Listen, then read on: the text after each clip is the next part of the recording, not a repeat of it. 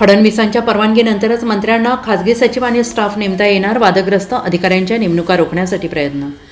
राज्यातील मंत्र्यांचं खातेवाटप झाल्यानंतर आता त्यांच्या खासगी सचिव, PA आणि विशेष अधिकारी, कार्यकारी अधिकाऱ्यांनी आणि स्टाफच्या नेमणुकीची लगबग सुरू झाली आहे. पण या नेमणुका आता केवळ मंत्र्यांच्या मर्जीने होणार नाहीत. मुख्यमंत्री देवेंद्र फडणवीसांच्या कार्यालयातून त्यांना नावांना संमती मिळाल्यानंतरच या नेमणुका होणार आहेत.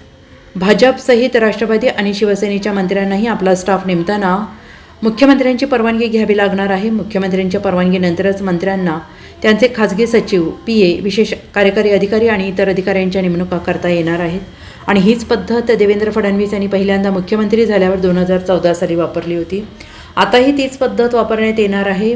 मंत्रालयात वादग्रस्त अधिकाऱ्यांच्या नियुक्त्या रोखण्यासाठी मुख्यमंत्री देवेंद्र फडणवीस यांचा प्रयत्न आहे.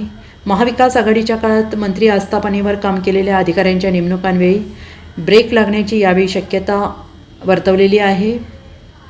महाविकास आघाडीच्या काळात जे अधिकारी मंत्र्यांच्या आस्थापनेवर काम करत होते त्यांना महायुती सरकारच्या मंत्र्यांसोबत काम करता येणार नाही अशी माहिती आहे.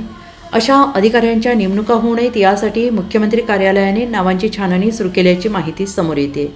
महत्त्वाचं म्हणजे हा नियम केवळ भाजपच्या मंत्र्यांनाच लागू नाही तर अजित पवार यांच्या राष्ट्रवादी, एकनाथ शिंदेंच्या शिवसेनेच्या मंत्र्यांना लागू असेल. Bureau report, SBN Marathi, Mumbai.